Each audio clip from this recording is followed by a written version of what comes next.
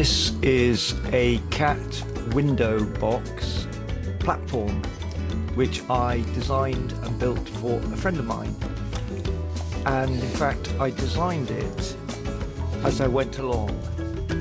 So this video is going to show you how I went about it, and I used a standard two standard sections of planed softwood and a hot melt glue gun, a cordless hot melt glue gun. So using this standard section material, I worked out the configuration of jointing. Obviously it had to be a slatted construction to allow rainwater to drain through, even though the cat would use it during summer weather. And so the hot melt glue gun was more a temporary fixing device or an extra pair of hands to later reinforce with either screws or air nails. I'll show you that in a minute. Here I'm just double checking for squareness. I mean, I love this simple construction using standard off-the-shelf materials. It means you don't have to have a planer or a saw.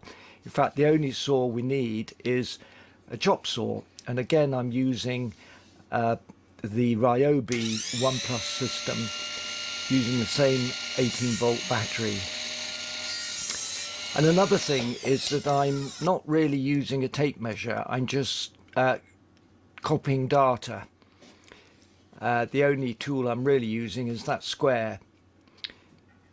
So the chop saw cuts quickly and precisely a square cut. I'm building it as I go along. I'm building the main framework first, and then I'll put the spacer slats in afterwards. So you just hold the pieces for a few seconds, and as I say, it's a temporary bond just to build the structure. So here I'm copying the data again, always shade waste so you know which side of the line to cut, and use the chop saw again. Wonderful little machine, so portable, easy to carry.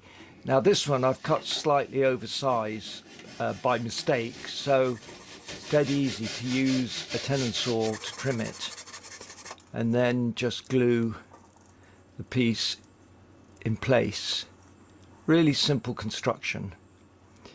And I'm using a couple of pieces to find out the center, and then start attaching the vertical spacer bars all out of the same section. And there we are, that's the construction almost completed. Now I did make the window box slightly narrower than the window for safety, so I made some adjustments on the job.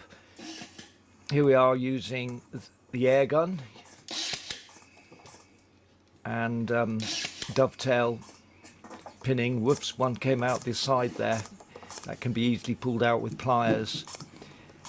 And so the final window box is amended to fit into the space, and then screwed into the window frame so that the bottom window can open and close. Job done. Hope you find the video useful, and please subscribe and make a comment.